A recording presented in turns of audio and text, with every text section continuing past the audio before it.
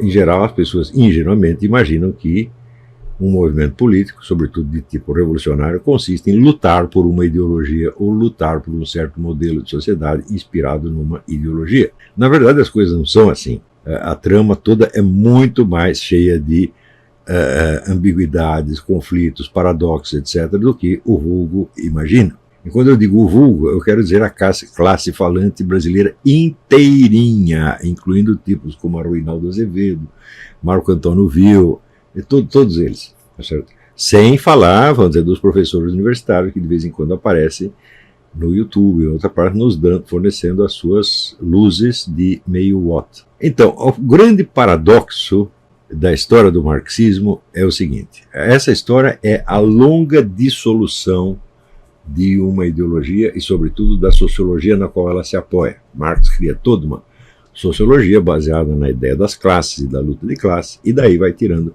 uma série de deduções quanto ao movimento histórico e quanto ao destino da humanidade em geral. Essa sociologia e a ideologia nela baseada, ela começou a se desfazer, a se desmantelar antes mesmo da Revolução Russa. E começou a se desmantelar não por obra de inimigos, que àquela altura, sem dúvida, criticavam o marxismo nesse ou naquele ponto, mas não lhe prestavam muita atenção porque ele não tinha ainda uma relevância acadêmica. Você vê quando um Max Weber ou um Eugen von Böhm-Bawerk concede alguma atenção ao marxismo, é quase por uma obra de caridade, porque essas eram figuras importantes no mundo acadêmico e no qual o marxismo não tinha, então, grandes representantes. Então, o primeiro desmantelamento, a primeira martelada no marxismo não veio de nenhum dos críticos dessa filosofia ou ideologia, mas veio do seu representante máximo, que era Lenin. O ponto central, vamos dizer, da sociologia histórica marxista é o conflito entre o proletariado e a burguesia. E diz Marx que todas as formações sociais conhecidas até então eram todas baseadas numa opressão e exploração de classe. E nessa série de formações, na qual ele destaca, vamos dizer, a comunidade primitiva, o escravismo, o feudalismo e, por fim, o capitalismo, devendo ser sucedido pelo socialismo, a última das formas de exploração seria o capitalismo, a ser sucedido, então, por uma revolução proletária, pela tomada do poder pelos operários, e quando ele fala operário, ele se refere a operários de fábrica, ao proletariado urbano, né? E a instauração do socialismo. O argumento que ele apresenta é, na verdade, bastante simples. Primeiro, para justificar por que o capitalismo é um regime de opressão e exploração, e ele explica isso baseado na teoria do valor. Diz ele que o valor de uma mercadoria consiste na quantidade, assim, palavras textuais dele, na quantidade de trabalho socialmente necessário para produzi-la.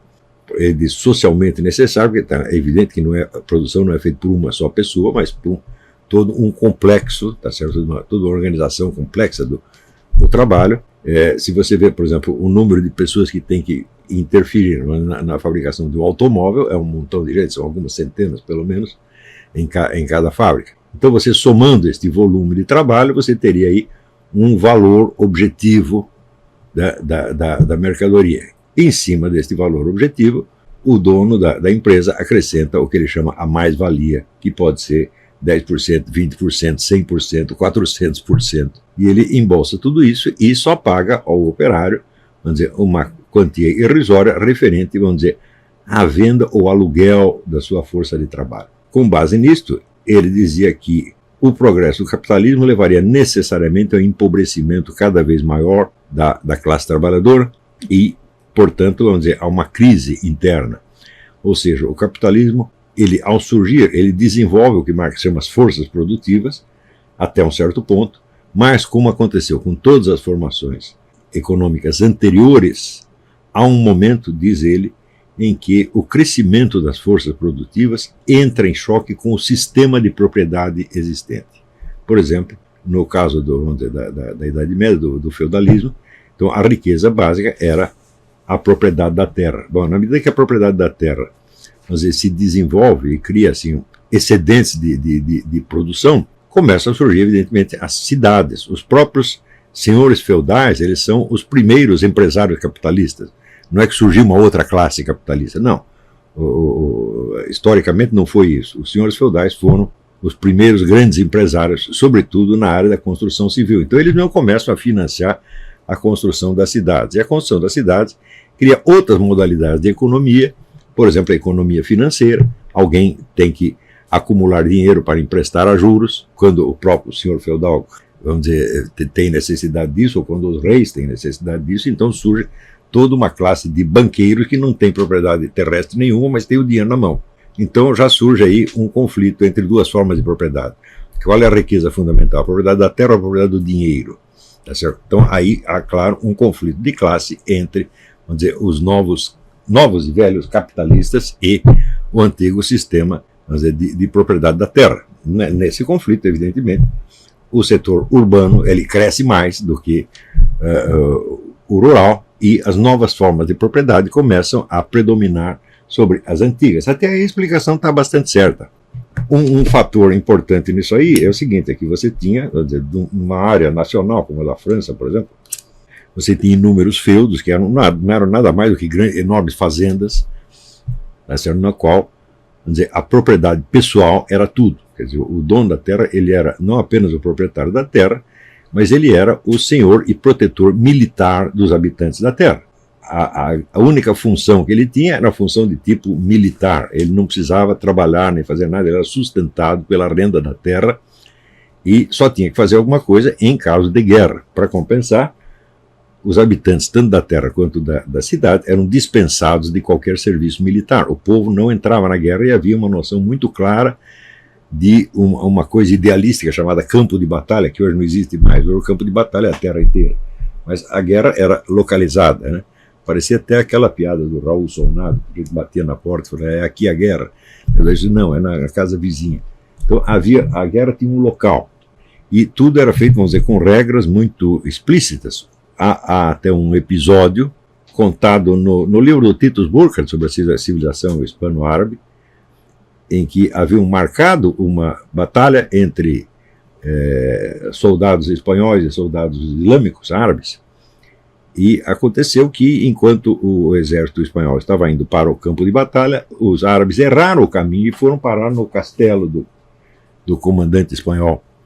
Então cercaram o castelo, e no castelo só tinha, então, mulheres e crianças. Então a mulher do comandante espanhol sai na frente do castelo, chama o comandante muçulmano e diz, vocês não têm vergonha de atacar um castelo que só tem mulheres e crianças? E o camarada fica muito envergonhado e retira o seu exército. Isso para vocês verem até que ponto, vamos dizer, a ética guerreira era um negócio muito sério. E era sério justamente porque a classe dominante era essencialmente uma classe militar. Então, ela criava, a partir dos ensinamentos recebidos e das tradições também transmitidas, o critério de moralidade vigente. Quando cresce a economia urbana, a economia capitalista, a propriedade financeira começa a predominar sobre a propriedade da terra, então dá-se exatamente o que disse o Karl Marx. Quer dizer, o crescimento das forças produtivas entra em choque com o sistema de propriedade vigente e, evidentemente, o sistema vai ter que cair, ou então tudo vem abaixo, todos moram de fome. Isso, de fato, aconteceu na transição do feudalismo para o capitalismo. Preste bem atenção, esse negócio da classe, que foi uma nova classe burguesa que tomou o poder, a coisa não é bem assim. Hoje sabe-se que grande parte da classe burguesa era constituída exatamente dos nobres que simplesmente mudavam de ramo. O nego está vivendo aqui da economia agrícola, ele percebe que tem um outro negócio melhor, ele começa, vamos dizer, a investir na construção e tal. Isto quando ele próprio não se torna um banqueiro. Então, a mudança de feudalismo para capitalismo não deve ser explicada simplesmente como uma mudança de classe social. Há, evidentemente, os dominantes, os dominadores da sociedade têm outras funções que não são as antigas, mas às vezes eles são as mesmas pessoas. Se você estuda a história da Revolução Francesa, por exemplo, você vai ver que uma parte enorme da nobreza colaborou com os revolucionários, tá certo? Esperando talvez tirar alguma vantagem, que alguns acabaram tirando, outros não. Mas, baseado neste esquema, Marx acredita que o capitalismo chegará à mesma contradição. Ou seja, para ele progredir, ele tem que criar um proletariado urbano cada vez maior. E o proletariado urbano, diz ele, é quem tem o domínio direto do aparato progressivo. O burguês tem apenas o domínio jurídico. Ele é o dono da fábrica, o dono das máquinas. Mas quem é que tem a máquina na mão? É o proletariado. Então, o próprio crescimento do proletariado colocará nas mãos dele um poder que é superior ao da burguesia. Então, eles vão derrubar a burguesia e instaurar um novo regime. E isso acontecerá porque, à medida que o proletariado cresce, a margem do lucro do capitalista, que é destinado ao pagamento deles, tende a se espremer. Você tem mais empregados, você paga menos para cada um. Tá certo? Então, existe um empobrecimento crescente do proletariado, ao mesmo tempo que há um aumento do poder efetivo do proletariado. Quer dizer, o poder de organização do proletariado é um negócio monstruoso, de fato, porque se todos os trabalhadores de uma nação decidem parar, acabou tudo. É a teoria do George Sorel, da greve geral.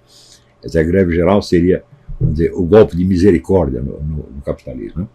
Então, acontece que o capitalismo revelou uma prosperidade tão imensa que o proletariado, como em vez de se empobrecer, foi se enriquecendo e se tornou uma espécie de classe média. Isso aconteceu na Europa, e sobretudo nos Estados Unidos, isso é muito claro. Tem até o livro do Werner Zombart, Por que não existe socialismo nos Estados Unidos, escrito na passagem do século. Né?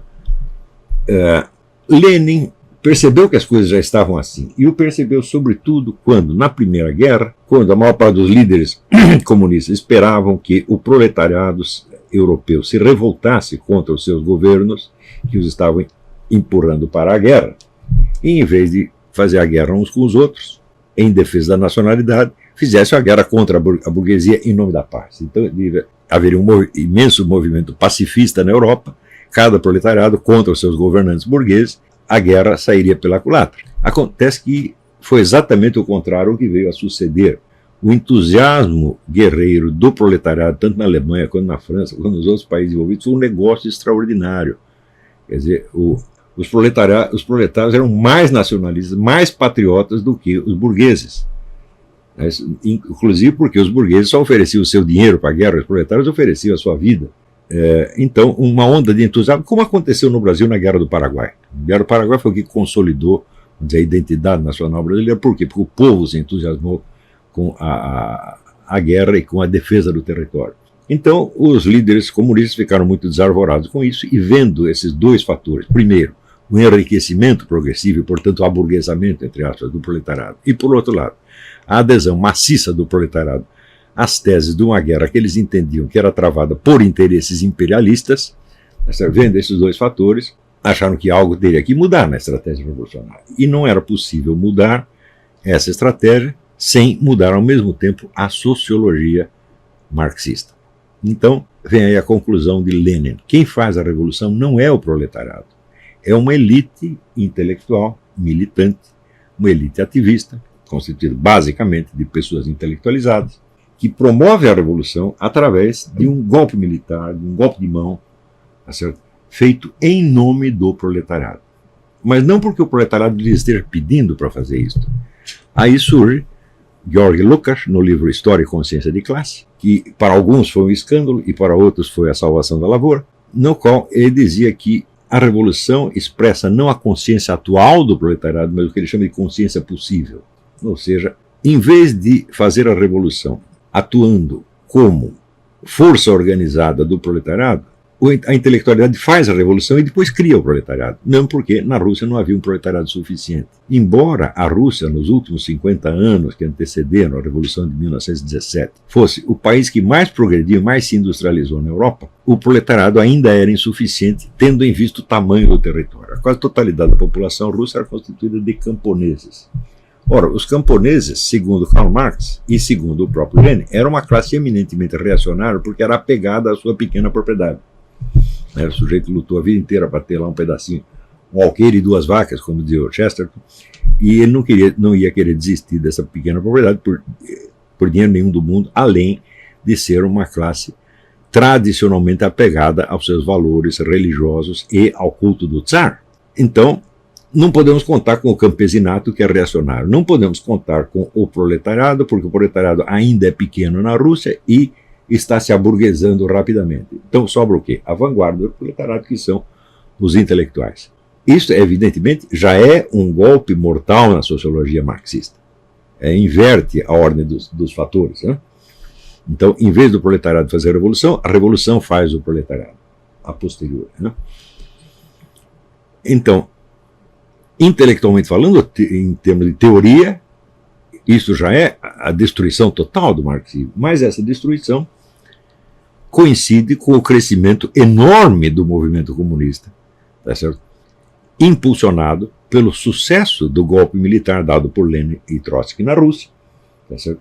E pelo surgimento, então, da pátria-mãe do socialismo, que seria, então, a meca do socialismo mundial.